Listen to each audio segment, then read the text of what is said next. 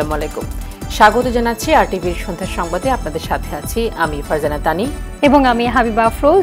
বাণিজ্য বৃদ্ধি, জনশক্তি রফতানি সহ কয়েকটি ক্ষেত্রে সহযোগিতা বাড়াতে 10 চুক্তি ও সমঝোতা স্মারক সই করেছে বাংলাদেশ ও কাতার। সকালে প্রধানমন্ত্রীর কার্যালয়ে কাতারের আমির Sheikh Tamim bin Hamad Al Thani ও প্রধানমন্ত্রী শেখ হাসিনার উপস্থিতিতে চুক্তি ও সমঝোতাগুলো সই হয়।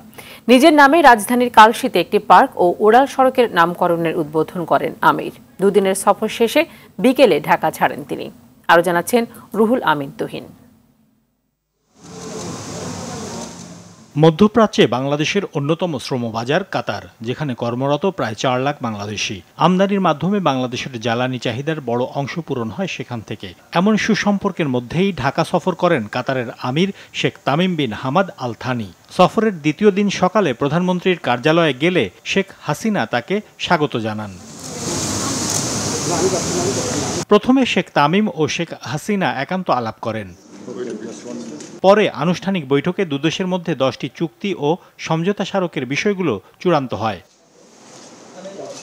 বৈঠক শেষে দ্বৈত কর পরিহার, আইনগত সহযোগিতা, সাগরপথে পরিবহন, পারস্পরিক বিনিয়োগ উন্নয়ন ও সুরক্ষা এবং যৌথ ব্যবসা পরিষদ গঠন সংক্রান্ত চুক্তিতে স্বাক্ষর করে দুদেশ। সমঝোতা স্মারক সই হয় শ্রমশক্তি, বন্দর পরিচালনা, উচ্চশিক্ষা ও বৈজ্ঞানিক গবেষণা, যুব ক্রীড়া ক্ষেত্র ও কূটনৈতিক প্রশিক্ষণে সহযোগিতা বিষয়ে।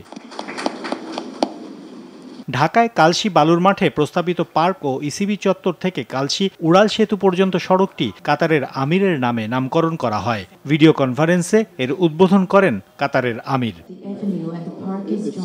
সোমবার বিকেলে দুদিনের সফরে ঢাকায় আসেন Sheikh Tamim bin Hamad Al Thani. 2 দশক পর কাতারের কোনো শীর্ষ নেতার এটি প্রথম বাংলাদেশ সফর। রুহুল আমিন তুহিন, আরটিভি, ঢাকা। গরমে অতিষ্ঠ জনজীবন। সারা দেশে হিট স্ট্রোকে পুলিশ সদস্য সহ 4 জনের মৃত্যু হয়েছে। অতিরিক্ত গরমে ছড়িয়ে পড়েছে রোগবালাই। রাজশাহী, খুলনা বিভাগের উপর দিয়ে বয়ে যাচ্ছে তীব্র তাপপ্রবাহ। রাতে তাপমাত্রা না কমা আর বাতাসে জলীয় বাষ্পের পরিমাণ বেশি হওয়ায় অস্বস্তি বেড়েছে। আবহাওয়া অফিস জানায়, কালবৈশাখী ঝড় ও বৃষ্টি ছাড়া তাপপ্রবাহ আপাতত কমার কোনো সম্ভাবনা নেই। বিস্তারিত জানাচ্ছেন নাজিফ ফরাজি। তীব্র গরমে সবচেয়ে বেশি বিপাকে খেটে খাওয়া শ্রমজীবী মানুষ। দিনের হাঁসফাঁস অবস্থার পর রাতের তাপমাত্রা খুব একটা না কমায় অস্বস্তি চরমে। ঠিকমতো ঘুমাতেও পারেন না সাধারণ মানুষ। গরমে হিটস্ট্রোকে আক্রান্ত হয়ে বরিশালের বাউফলে পুলিশ সদস্যের মৃত্যু হয়েছে। সিরাজগঞ্জের কাজিরপুর ও তারাশে মাঠে কাজ করতে গিয়ে হিটস্ট্রোকে 2 কৃষকের মৃত্যু হয়। ময়মনসিংহের ফুলপুরে হিটস্ট্রোকে এক বৃদ্ধ মারা যান। আবহাওয়া অফিসের কাছেও কোনো সুখবর নেই। দিন রাতের তাপমাত্রার পার্থক্য কমে যাওয়া আর বাতাসে জলীয় বাষ্পের পরিমাণ বাড়ায় গরম বেশি অনুভূত হচ্ছে। থার্মোমিটার মাপতেছে 40.6 ডিগ্রি তাপমাত্রা, কিন্তু বাস্তবে সে জলীয় বাষ্পের আধিক্যের কারণে সে হয়তো অনুভব করছে 45 ডিগ্রি তাপমাত্রা, যেখানে 36 ডিগ্রি সে হয়তো 39-40 ডিগ্রি অনুভব করছে। রাজশাহী, পাবনা, খুলনা, বাগেরহাট, যশোর, কুষ্টিয়া ও চুয়াডাঙ্গা জেলার ওপর দিয়ে বয়ে যাচ্ছে তীব্র তাপপ্রবাহ, যা আগামীকালও অব্যাহত থাকার পূর্বাভাস দিয়েছে আবহাওয়া অফিস। এছাড়া ঢাকা, বরিশাল, রংপুর, ময়মনসিংহ সহ দেশের অন্যান্য জেলার ওপর দিয়ে মৃদু থেকে মাঝারি তাপপ্রবাহ বয়ে যাচ্ছে। গ্রীষ্মকাল এবং এপ্রিল মাসটাকে হচ্ছে আমাদের দেশের উষ্ণতম মাস। আপাতত আমার বৃষ্টির ওরকম সম্ভাবনা নেই। সেক্ষেত্রে এই মাসব্যাপী কম বেশি তাপপ্রবাহ থাকবে। তীব্র তাপপ্রবাহে বিপর্যস্ত চুয়াডাঙ্গার জনজীবন। মেহেরপুরে তীব্র তাপপ্রবাহে মানুষের দুর্ভোগ চরমে উঠেছে। তীব্র গরমে রাস্তাঘাট অনেকটাই ফাঁকা। ঝুঁকি নিয়ে ভারী কাজ করছেন অনেক শ্রমিক। তবে স্বাভাবিক সময়ের চেয়ে কাজকর্মে ভাটা পড়েছে। শরবতের দোকানে ভিড় বেড়েছে পথচারীদের। যদিও রাস্তার পাশের এসব শরবত পান করা থেকে বিরত থাকার কথা বলছেন চিকিৎসকরা। পানির পরিমাণটা প্রয়োজনের থেকে যতটুকু দরকার ততটুকু হয়তো নিচ্ছে না। এই কারণে ডিহাইড্রেশনের সমস্যাটা সবার আগে থাকবে এবং উইকনেস, প্রচুর দুর্বল লাগার একটা ব্যাপার থাকে যে আমি স্ট্যামিনা হারিয়ে যাচ্ছে। এই সময় আমাদের পানির পরিমাণটা কিন্তু যথেষ্ট পরিমাণে খাদ্য তালিকায় থাকা উচিত। অতিরিক্ত গরমে ডায়রিয়া, নিউমোনিয়া, সর্দি, কাশি, অ্যালার্জি সহ নানা রোগবালায়ে আক্রান্ত হচ্ছে মানুষ। গরমে পানি শূন্যতায় ভুগছেন অনেকে। ঠান্ডা, কাশি, শ্বাসকষ্ট শুরু হয়ে গেছে। পরে এই জায়গায় আসছি, এই জায়গায় এসে বলছে যে নিউমোনিয়া ধরা পড়ছে। ওর হচ্ছে যে জ্বর, কাশি, নিউমোনিয়া, তারপরে বমি। জ্বর, ঠান্ডা, কাশি, viral flu, pneumonia, diarrhoea, skin disease বিভিন্ন, জন্ডিস, টাইফয়েড, এই রোগীগুলো আমরা এখন বেশি পাচ্ছি। নাজিব ফরাইজি, RTV, ঢাকা।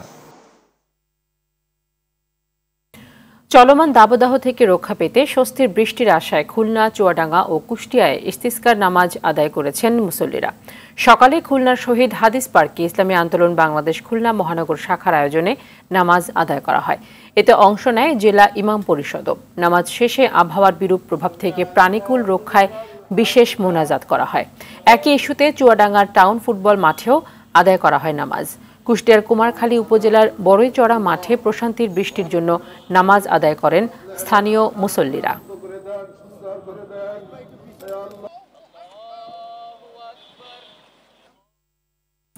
হিট আইল্যান্ডে পরিণত হয়েছে ঢাকা। গাছ কেটে ফেলা, জলাশয় ভরাট, যানজট, মুক্ত বাতাসের অভাব, গ্লাসে ঘেরা বহুতল ভবন উষ্ণতা বাড়িয়েছে রাজধানীর। নগর পরিকল্পনাবিদরা জানিয়েছেন এসবের জন্য অপরিকল্পিত নগরায়নই দায়ী। পর্যাপ্ত গাছ লাগানো, জলাধার সংরক্ষণ, এসির ব্যবহার নিয়ন্ত্রণ সহ দীর্ঘমেয়াদী পরিকল্পনা নিলে এমন তাপদাহ থেকে রক্ষা পাওয়া সম্ভব। আরও জানাচ্ছেন AR বাদল।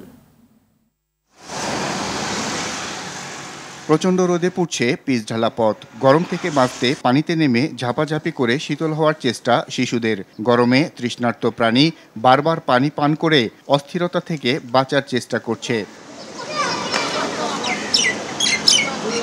যান্ত্রিক শহরে বিত্তবানদের এসি ঘর শীতল করে গরম বাইরে বের করে দিচ্ছে। ছায়াবিথি খুব কম। সারা শহর রোদের কারণে প্রায় একই তাপমাত্রায় পুড়লেও শুধু গাছের নিচে কিছুটা শীতল পরশ। এটি প্রকৃতির আশীর্বাদ, কিন্তু সেই গাছ কেটে আর জলাশয় ভরাটের কারণে উষ্ণতার প্রভাব বয়ে বেড়াতে হচ্ছে সাধারণ মানুষকে। তাপমাত্রা বেশি, কুলঞ্জনে একটা ভাড়া মারি, একটু জিরাতে হয়। এখানে একটু গাছের তলে বসে আছি, বাতাস পাতেছি। খেপ মারতে পারে না, গরম বেশি। 20-30 মাইরা জুড়ে আবার নেই আবার গাড়ি চলাই। আগের গরমে ভালোই গরমে ভাড়া মারিছে, মানুষ বেড়ে গেছে, এখন সেটা আমি দেখছি না, আরো কম পাচ্ছে। ঢাকা দক্ষিণ সিটিতে শতকরা 12.5% আর উত্তর সিটিতে 14% গাছ রয়েছে, যেখানে থাকার কথা 30 থেকে 40%। নগর পরিকল্পনাবিদের মতে অতি তাপমাত্রায় জনজীবন নাকাল করা এ পরিবেশ প্রকৃতির নয়, মানুষের তৈরি। একটি শহরে যে পরিমাণ সবুজায়ন থাকার কথা তা নেই। এরকম নানাবিধ কারণে এমন পরিবেশ তৈরি হয়েছে। ঢাকাকে এই হিট আইল্যান্ড বা হাইল্যান্ড সিঙ্ক করার এই যে প্যাথল তৈরি করা, এটার অন্যতম প্রধান কারণ শহর থেকে গাছকে, বনায়নকে, উঠোন ভিত্তিক নগরায়নকে, বৃক্ষশোভিত নগরায়নকে সম্পূর্ণরূপে অস্বীকার করা। তিনি জানান, সবুজায়ন বাড়ানোর পাশাপাশি এখনই সচেতন হয়ে টেকসই পরিকল্পিত স্থায়ী পদক্ষেপ গ্রহণ এবং বাস্তবায়ন করা ছাড়া এমন পরিস্থিতি থেকে বের হওয়ার উপায় নেই। ব্যক্তি পর্যায়ের ছাদ বাগান থেকে বারান্দা বাগান থেকে শুরু করে তার আঙিনা বাগান থেকে শুরু করে সমস্ত নগরীতে পরিকল্পিত সবুজায়নের ব্যবস্থা করা। একই সঙ্গে যতটুকু জলাধার এবং জলের ধারা বা খালগুলো রয়েছে দ্রুততম সময়ে বাস্তবায়ন প্রকল্পের মধ্যে দিয়ে তাদের পারস্পরিক সংযোগ নিশ্চিত করে উদ্ধার করা।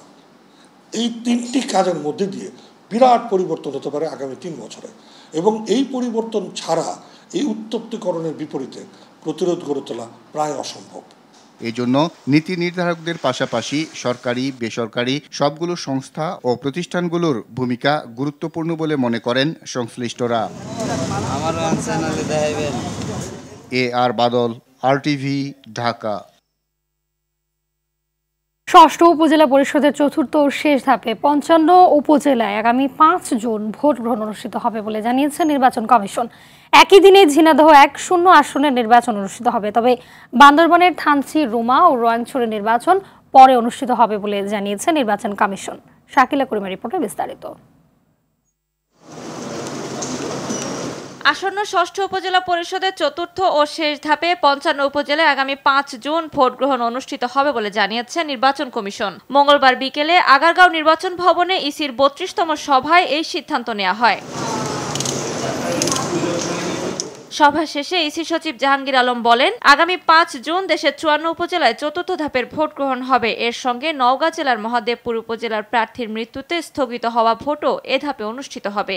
উপজেলা হলো ৫৪টি এবং এর সাথে আমাদের নওগাঁ জেলার মহাদেবপুর উপজেলার একজন পদপ্রার্থীর মৃত্যুজনিত কারণে যেটা নির্বাচন স্থগিত ছিল সেটাও এর সাথে যুক্ত হবে। ফলে ৫৫টি উপজেলায় নির্বাচন অনুষ্ঠিত হবে। এছাড়া ঝিনাইদহ ১ আসনের সংসদ সদস্য আব্দুল হাইয়ের মৃত্যুর পর ০ আসনে আগামী ৫ জুন ভোট গ্রহণ করা হবে বলে জানান তিনি। মৃত্যুজনিত কারণে ০ পদ হয়েছিল ৮১, ঝিনাইদহ ১।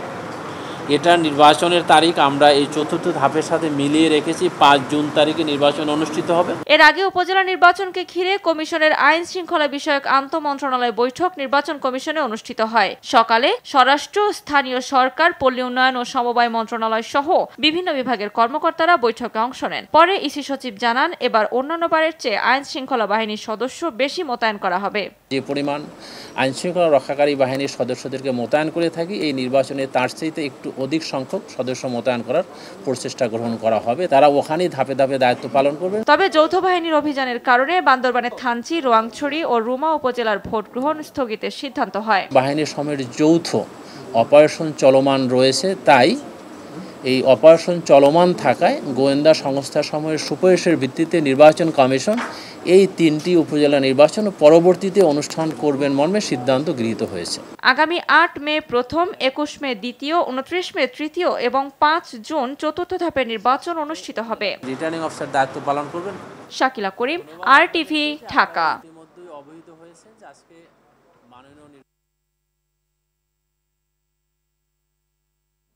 স্ত্রীর অপরাধের দায় নিতে অস্বীকৃতি জানালেন সদ্য অব্যাহতি পাওয়া কারিগরি শিক্ষা বোর্ড চেয়ারম্যান আকবর আলী খান। সনদ বিক্রির বিষয়ে কিছু জানতেন না দাবি করে তিনি বলেন, স্ত্রী অপরাধ করলে তার শাস্তি হবে। তবে গোয়েন্দা পুলিশ বলছে, দায়িত্বের জায়গা থেকে দায় এড়ানোর সুযোগ নেই চেয়ারম্যানের। গ্রেপ্তার করা না হলেও নজরদারিতে থাকবেন তিনি। বিস্তারিত সুমন তানভীরের রিপোর্টে। কারিগরি শিক্ষা বোর্ডের সনদ বিক্রি নিয়ে মিন্টু রোডের ডিবি কার্যালয়ে প্রায় ৫ ঘন্টা জিজ্ঞাসাবাদ করা হয় সদ্য অব্যাহতি পাওয়া কারিগরি শিক্ষা বোর্ড চেয়ারম্যান আকবর আলী খানকে। গোয়েন্দা পুলিশের জেরা শেষে বের হয়ে পড়েন সাংবাদিকদের তোপের মুখে।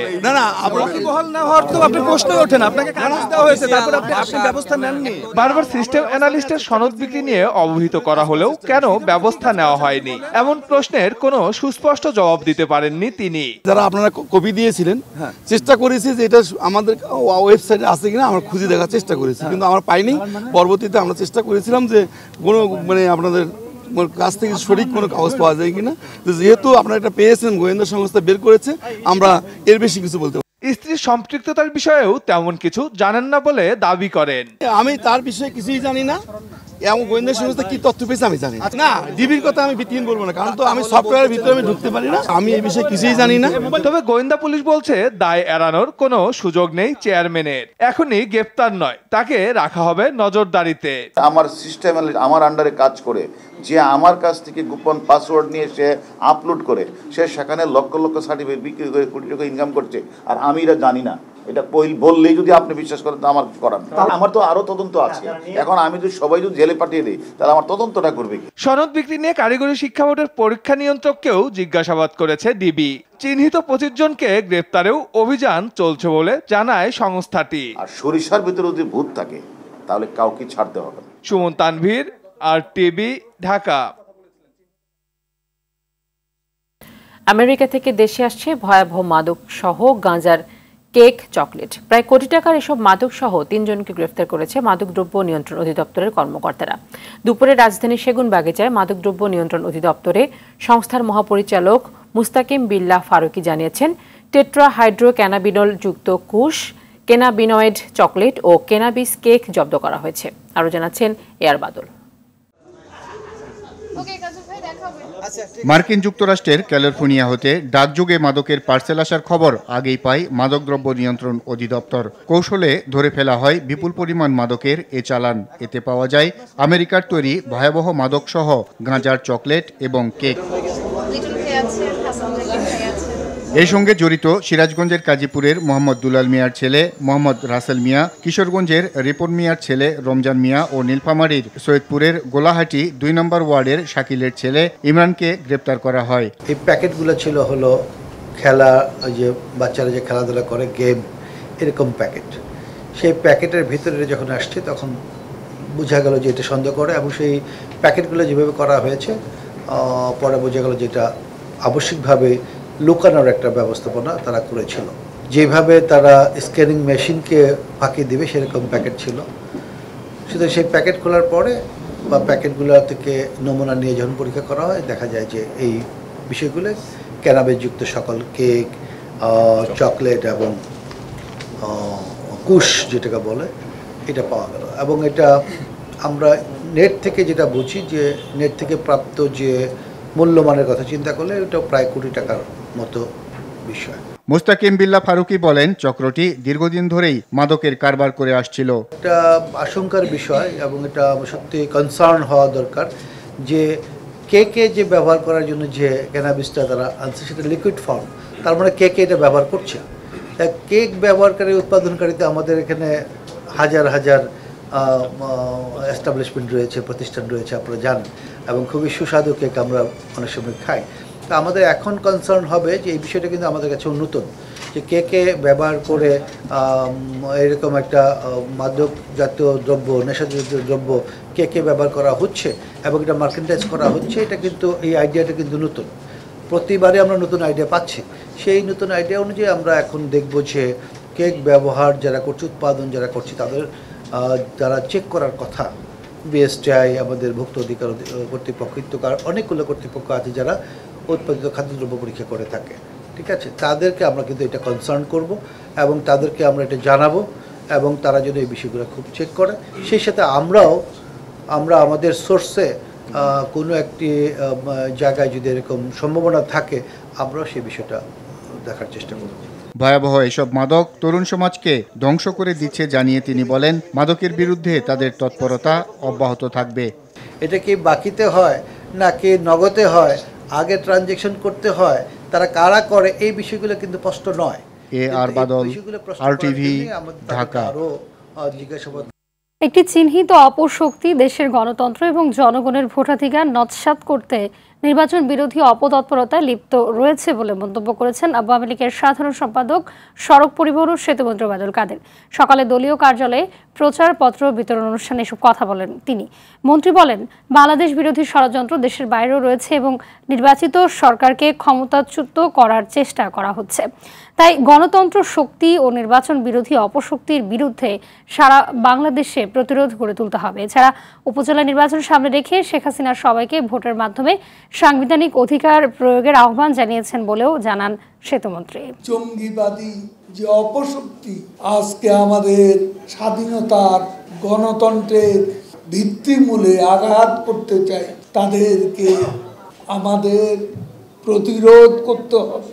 উপজেলা নির্বাচনকে সামনে রেখে আমাদের নেত্রী সবাইকে ভোটের মাধ্যমে সাংবিধানিক অধিকার প্রয়োগের জন্য আহ্বান জানিয়েছে।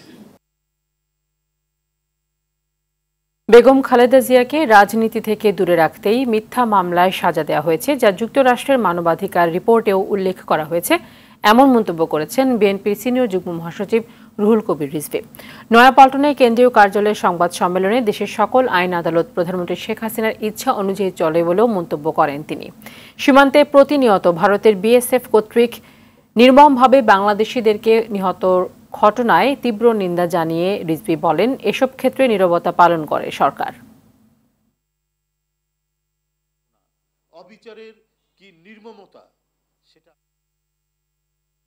অবিচারের কি নির্মমতা সেটা আজকে বিশ্বের গণতান্ত্রিক দেশের প্রতিবেদনও উঠে আসছে। যুক্তরাষ্ট্রের মানবাধিকার রিপোর্টের ব্রিফিংয়ে a political প্লয় to remove the leader of the opposition.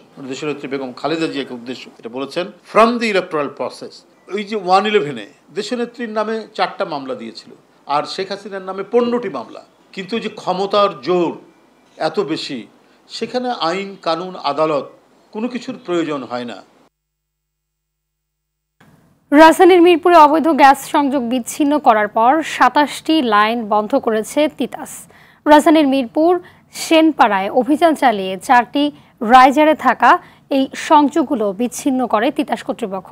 তিতাসের general manager Rashidul Alam জানান, 2018 সালে বাড়িটির গ্যাস সংযোগ বিচ্ছিন্ন করা হলেও পুনর্সংযোগের কোনো আবেদন না করেই অবৈধভাবে গ্যাস ব্যবহার করেছিলেন তারা।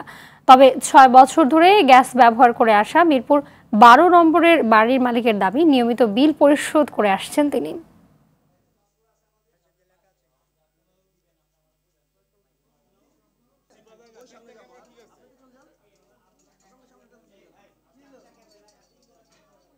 আপনাদের এখান থেকে লাইন কাটা দেখাচ্ছে, আপনারা এটা ঠিক করে আসেন, মিটারটা লাগাই দিব। পরে আমরা ওনাদেরকে বানিয়ে দিয়েছিলাম ঘর, ওনাদেরকে বলেন দেখেন এই সমস্যা আছে, এই সমস্যাটা আপনারা সমাধান করেন যাতে আমরা গ্যাসের কাটটা করতে পারি। এখন এইভাবেই চলে যাইতেছে, বিল কিন্তু প্রত্যেক মাসে আমরা জমা দিচ্ছি। তারা এটা আমাদের নিয়ম বহির্ভূতভাবে পুনঃসংযোগ না নিয়ে আমাদের সাথে যোগাযোগ না করে নিজেরাই সংযোগটা লাগাই দিচ্ছে এবং এই 6 বছর এই লাইনটা চলতেছে। একটা সংযোগ বিচ্ছিন্ন করছিল, সেখানে ওই নিয়ম বহির্ভূতভাবে একটা পুনঃসংযোগ ছিল 11টা ডাবল চুলা। এখানেও দেখলাম 3টা রাইজারে তারা 21টা চুলা, কোনো কাগজপত্র নাই, দেখাইতে পারেনি। আপনারাও দেখছেন কোনো কাগজপত্র দেখাইতে পারেনি, কাটতেছি। এই অভিযানটা আমাদের কন্টিনিউ থাকবে। রাজুকের নকশা ও ঢাকা এরিয়া ডিটেল প্ল্যান ড্যাব বাস্তবায়নে রাজধানীর মুগদা প্রধান সড়ক 50 ফিট করতে অভিযান পরিচালনা করেছে ঢাকা দক্ষিণ সিটি কর্পোরেশন। তৃতীয় দিনের মতো এই অভিযান পরিচালনা করা হয়। প্রায় 1 কিলোমিটার রাস্তার দুপাশে এই অভিযান চলে।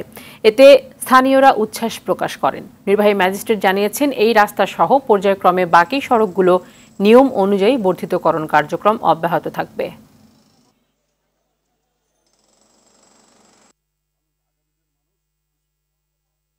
মুগদা প্রধান সড়ক, এই সড়কের বিশ্ব রোড থেকে হায়দার আলী স্কুল, এই রাস্তাটি খুবই অপ্রশস্ত, সংকীর্ণ। কোথাও আমরা 16 ফিট পেয়েছি, কোথাও 28 ফিট পেয়েছি। বাস্তবে সরকারিভাবে এই রাস্তাটি 50 ফিট, কিন্তু ভবন মালিকরা রাজুকে নিয়মকানুন না মেনে রাস্তার উপরে বাড়ি করার কারণে এই রাস্তাটা সংকীর্ণ হয়ে গিয়েছে। আমরা অত্র এলাকার যিনি নির্বাচিত মাননীয় সংসদ সদস্য, মাননীয় মন্ত্রী জনাব সাবের হোসেন চৌধুরী মহোদয়, আমরা স্যারের সাথে একাধিকবার রাজুককে নিয়ে সভা করে এই বিষয়টি পর্যালোচনা করেছি। মাননীয় মেয়র মহোদয়ের নির্দেশনায় আমরা প্রত্যেকটি বাড়ি জরিপ করেছি রাজুককে নিয়ে। দেখা গেছে যে 2-3টি বাড়ি ছাড়া অধিকাংশ ভবন মালিকই রাজুকে নিয়মকানুন না মেনে বাড়িগুলি করেছে, যার ফলেই আমাদের রাস্তাটি সংকীর্ণ হয়ে গিয়েছে। 50 ফিটের জায়গায় রাস্তাটি সংকীর্ণ হয়ে পড়ায় এবং পিছন দিকে ব্রিজের পর থেকে রাস্তাটি 80 ফিট প্রশস্ত থাকায় শুধুমাত্র এই 635 ফিট রাস্তা অপ্রশস্ত থাকার ফলে আমাদের এই এলাকার জনগণ চরম দুর্ভোগের সম্মুখীন হয়েছে। দীর্ঘ যানজট লেগে থাকে। এই বিষয়টি উপলব্ধি করে মাননীয় মেয়র মহোদয় এটি সম্প্রসারণের উদ্যোগ গ্রহণ করেন। আমরা দীর্ঘ সময় নিয়ে এই রাস্তাটি প্রতিটি বাড়ি রাজুকের নকশা অনুযায়ী মেপেছি। দেখা গেছে যে বিভিন্ন জন হয়তো 8 ফিট 10 ফিট 12 ফিট করে সামনে চলে এসেছে। আমরা সেগুলি চিহ্নিত করে ভবন মালিকদের অনুরোধ করেছি সরিয়ে নেওয়ার জন্য। রাজুক থেকেও 4 বার নোটিশ দিয়ে তাদেরকে অনুরোধ করা হয়েছে। এর প্রেক্ষিতে আমরা গত রবিবার থেকে ভবন মালিকদের সহযোগিতায় অবৈধ যে অংশটুকু সেটুকু উচ্ছেদের কাজ শুরু করেছি এবং প্রকৌশল বিভাগ ইতিমধ্যেই মাননীয় মেয়র মহোদয়ের নির্দেশনায় এখানে ঠিকাদার নিয়োগ করেছে রাস্তাটি প্রশস্তকরণের কাজটি বাস্তবায়ন করার জন্য। সেই ঠিকাদারকে আমরা সহযোগিতা করার জন্য রাস্তাটি 50 ফিটের প্রশস্তকরণের জন্য খালি করে দেওয়ার জন্য ভবন মালিকদেরকে সাথে নিয়ে আমরা উচ্ছেদ কার্যক্রম পরিচালনা করছি। এই কাজে অত্র এলাকা মাননীয় মন্ত্রী মহোদয় আমাদের দিক নির্দেশনা দিচ্ছেন। স্থানীয় কাউন্সিলর এবং রাজনৈতিক নেতৃবর্গ আমাদেরকে সহযোগিতা করছেন, স্থানীয় অধিবাসীগণও সহযোগিতা করছেন এবং আমরা দেখতে পাচ্ছি যে স্থানীয় জনগণ দীর্ঘদিন যে এখানে রাস্তাটি অপ্রশস্ত থাকার কারণে কষ্ট করেছে সেটি আজকে মুক্তি পেতে যাচ্ছে তারা, যে কারণে তাদের মধ্যে আমরা উল্লাস লক্ষ্য করেছি। তারা মাননীয় মেয়রকে ধন্যবাদ জানিয়েছে আমরা আশা করছি যে শিগগিরই এই রাস্তাটি আমরা 50 ফিটে উন্নীতকরণ করতে পারবো এবং রাস্তাটি প্রশস্ত করার ফলে এই এলাকার দীর্ঘদিনের সমস্যাটি দূর হবে। উৎপাদন খরচ মেটানোর কথা বলে পানির দাম 61% বাড়ানোর প্রস্তাব করেছে চট্টগ্রাম ওয়াসা। চলতি মাসের শুরুতেই প্রস্তাব পাঠানো হয়েছে পানি সম্পদ মন্ত্রণালয়ে। তবে পানির গুণগত মান বৃদ্ধি না করে দাম বাড়ানোর এই প্রস্তাবকে অযৌক্তিক বলছেন ভোক্তারা। চট্টগ্রাম থেকে স্টাফ রিপোর্টার সাইফুল মাহমুদের তথ্য ছবিতে সৈয়দ মাহমুদের রিপোর্ট। নতুন প্রস্তাব অনুযায়ী আবাসিক সংযোগে 1000 লিটারের প্রতি ইউনিট পানির দাম 18 টাকা থেকে বাড়িয়ে 29 টাকা করা হয়েছে। অন্যদিকে বাণিজ্যিক সংযোগে 37 টাকা থেকে দাম বেড়ে হয়েছে 59 টাকা 70 পয়সা। গত 14 মার্চ ওয়াসার বোর্ড সভায় সংস্থাটির বাণিজ্যিক বিভাগ এই প্রস্তাব উপস্থাপন করে। এরপর দাম যাচাই শেষে 5 সদস্যের একটি কমিটি চলতি মাসের শুরুতেই প্রস্তাব পাঠিয়ে দেয় মন্ত্রণালয়ে। প্রতি বছর এমনিতেই 5% করে পানির দাম বাড়ে, তবে এবারের মাত্রা বেশি। গ্রাহকদের অভিযোগ, নগরীর বিভিন্ন এলাকায় পানি সংকট রয়েছে। এছাড়া ময়লা ও দুর্গন্ধযুক্ত পানি সরবরাহের অভিযোগও দীর্ঘদিনের। তাই দাম বৃদ্ধির প্রস্তাব নিয়ে ক্ষোভ গ্রাহকদের। পানির দামটা বৃদ্ধি না করে ওরা পানির গুণগত মানটা যদি বৃদ্ধি করে তাহলে সেক্ষেত্রে আমাদের জন্য সুবিধা হবে। অর্থনৈতিক মন্দার মধ্যে পানির দাম বৃদ্ধি করাটা কতটা যৌক্তিক, এটা আসলে ভেবে দেখা উচিত। এখন তার পানি খেয়েও মানুষ বাঁচতে পারবে না, ওনারা যা শুরু করছে। অনেক জায়গায় দেখা যাচ্ছে পানিও পাওয়া যাচ্ছে না। ওয়াসা পানি প্রতিদিন আসে না, ওই এখন যে জায়গা করছে ওইটাও বন্ধ থাকে। এদিকে ওয়াসা জানিয়েছে চট্টগ্রামে বর্তমানে 91% আবাসিক এবং 9% বাণিজ্যিক গ্রাহক রয়েছে। প্রতি 1000 লিটার পানির গড় বিক্রয় মূল্য 19.71 টাকা, কিন্তু পানির উৎপাদন ব্যয় 31.8 টাকা। প্রতি 1000 লিটারে 12 টাকার এই ঘাটতি পূরণ সহ আনুষঙ্গিক কারণেই পানির দাম বৃদ্ধির প্রস্তাব করা হয়েছে। প্রতিষ্ঠান যে সমস্ত লোন সরকারের কাছ থেকে নিয়েছে, বিদেশের কাছ থেকে নিয়েছে, এগুলো আমাদের এই বছর থেকে পেমেন্ট শুরু করতে হবে, কারণ পূর্বে আমরা অনেক লোন নিয়েছি সেগুলো। তো এই শুরু করতে গেলে এখন আপনি যখন এগুলো দিতে যাবেন তখন আপনি এই অবস্থায় এই রেটে আপনি তো ওয়াসার খরচই চালাইতে আপনার কষ্ট হচ্ছে। সেই মুখ্য উদ্দেশ্য হলো এটা যে এই প্রতিষ্ঠানকে স্বাবলম্বী করে তোলা। সৈয়দ মাহমুদ, RTV। সড়ক দুর্ঘটনায় চট্টগ্রাম প্রকৌশল ও প্রযুক্তি বিশ্ববিদ্যালয় চুয়েটের 2 শিক্ষার্থী নিহতের ঘটনায় দ্বিতীয় দিনের মতো সড়ক অবরোধ করে বিক্ষোভ করেছেন সাধারণ শিক্ষার্থীরা। সকাল 10টা থেকে বিকেল 3টা পর্যন্ত চুয়েট ক্যাম্পাসের সামনে গাছ ফেলে চট্টগ্রাম কাপ্তাই মহাসড়ক অবরোধ করেন তারা। এতে যান চলাচল বন্ধ হয়ে সড়কে তীব্র যানজটের সৃষ্টি হয়। এ সময় বিশ্ববিদ্যালয় প্রশাসন থেকে মামলার মাধ্যমে তৌফিক ও শান্ত হত্যার বিচার, ক্ষতিপূরণ ও শাহ আমানত বাস কর্তৃপক্ষকে আহত চুয়েট ছাত্র হিমুর সব চিকিৎসার দায়িত্ব নেওয়া সহ 7 দফা দাবি তুলে ধরেন শিক্ষার্থীরা। দাবি পূরণ না হলে লাগাতার কর্মসূচির হুঁশিয়ারি দেন শিক্ষার্থীরা।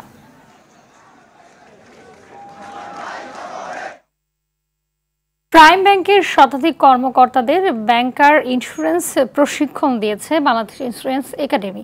ইন্স্যুরেন্স একাডেমি প্রধান কার্যালয়ে দুপুরে 3 দিন ব্যাপী প্রশিক্ষণের সমাপনী অধিবেশনে ন্যাশনাল লাইফ ইন্স্যুরেন্সের পক্ষে বক্তব্য রাখেন কোম্পানির SEVP এনামুল হক। এ সময় উপস্থিত ছিলেন প্রাইম ব্যাংকের executive vice president Mia Mohammad Rabiul Hasan, Bangladesh insurance একাডেমির প্রধান অনুষদ সদস্য SM ইব্রাহিম হোসাইন, ন্যাশনাল লাইফের ব্যাংকার ইন্স্যুরেন্সের প্রধান SM বাকিবিল্লা।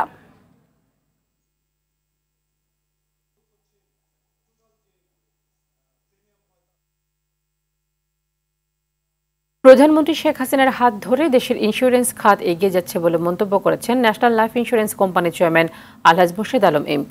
দুপুরে কোম্পানির প্রধান কার্যালয়ের 40তম প্রতিষ্ঠা বার্ষিকীর অনুষ্ঠানে এমন মন্তব্য করেন তিনি। যথাসময়ে গ্রাহকের বীমা দাবি পরিশোধ করে ন্যাশনাল লাইফ এগিয়ে যাচ্ছে বলেও জানিয়েছেন তিনি। বিস্তারিত জানাচ্ছেন বিলাল হোসেন। ঘরে ঘরে এনএলআই, জনে জনে এনএলআই, এই স্লোগানকে ধারণ করে 40 বছরে পদার্পণ করল দেশের শীর্ষতম জীবন বীমা প্রতিষ্ঠান national life insurance company limited. নিশ্চিত ভবিষ্যতের জন্য ন্যাশনাল লাইফের বীমা পাশে দাঁড়ায় দ্রুত সময়ের মধ্যে। যথাসময়ে বীমা দাবি পরিশোধ সহ দেশের বীমা খাতে বিশেষ অবদান রাখায় এরই মধ্যে কোম্পানিটি অর্জন করেছে রাষ্ট্রীয় ও আন্তর্জাতিক নানা পুরস্কার। এ পর্যন্ত বীমা দাবি পরিশোধ করেছে 10,124 কোটি টাকা। প্রতিষ্ঠানটিতে প্রত্যক্ষ এবং পরোক্ষভাবে কর্মরত রয়েছে প্রায় 2 লাখ জনবল। নিশ্চিত ভবিষ্যতের সুরিদ সাথে কোম্পানির এমন সাফল্যে প্রধান কার্যালয়ে আয়োজিত এক অনুষ্ঠানে বক্তব্য রাখেন কোম্পানির সাবেক চেয়ারম্যান মাহমুদুল হক তাহের ও পরিচালক বিলকিস নাহার সহ পরিচালনা বোর্ডের সদস্যরা। এসব আমরা আজকে অর্জনের পর অর্জন করে আসছি, মাশাআল্লাহ ভবিষ্যতে আরো ভালো হবে। আমি আশা করব যে আমরা সবাই মিলে বাংলাদেশকে একটি স্মার্ট বাংলাদেশ পরিণত করব ইনশাআল্লাহ। প্রতিষ্ঠানটির সাফল্যের দিক তুলে ধরেন কোম্পানির সিইও মোহাম্মদ কাজিমউদ্দিন। 81টা বীমা কোম্পানির মধ্যে ন্যাশনাল লাইফ 19 সালে যে ব্যবসা করেছিল 20 সালে আরও অনেক বেশি ব্যবসা করার কারণে আমরা দক্ষিণ এশিয়ার মধ্যে শ্রেষ্ঠ বীমা কোম্পানির সুনাম আমরা অর্জন করতে সক্ষম হয়েছি। 1000 স্টাফ যারা ক্যাজুয়াল, যারা 12 বছর 14 বছর 15 বছর ছিল তাদেরকে পার্মানেন্ট করছি, স্থায়ীকরণ করছি আমরা। আপনারা যারা এখানে আছেন সারা বাংলাদেশে আমাদের স্টাফ যারা আছে তাদের 20% থেকে 30% বেতন বৃদ্ধি করেছে। এ সময় ন্যাশনাল লাইফের চেয়ারম্যান আলহাজ মোর্শেদ আলম এমপি আশা প্রকাশ করেন কর্মকর্তাদের সততার সাফল্যের ধারাবাহিকতা ধরে রাখবে প্রতিষ্ঠানটি। আমরা ন্যাশনাল লাইফ ইন্স্যুরেন্স কোম্পানি আমরা দেখিয়ে দিয়েছি যে মানুষ ইন্স্যুরেন্সের প্রতি আস্থা আমরা ফিরে আনতে পেরেছি। আজকে এই ইন্স্যুরেন্স কোম্পানি অনেক দূর আমরা এগিয়ে গেছি এবং আমরা সম্মান পেয়েছি, আপনার স্বীকৃতি পেয়েছেন। যে যাই করুক আমরা কোথায় তাকাবো না, আমরা আমাদের সঠিক পথে আমরা এগিয়ে যাব। আমাদের ম্যানেজমেন্ট, আমাদের বোর্ড, আমরা সঠিক পথে আমরা থাকব।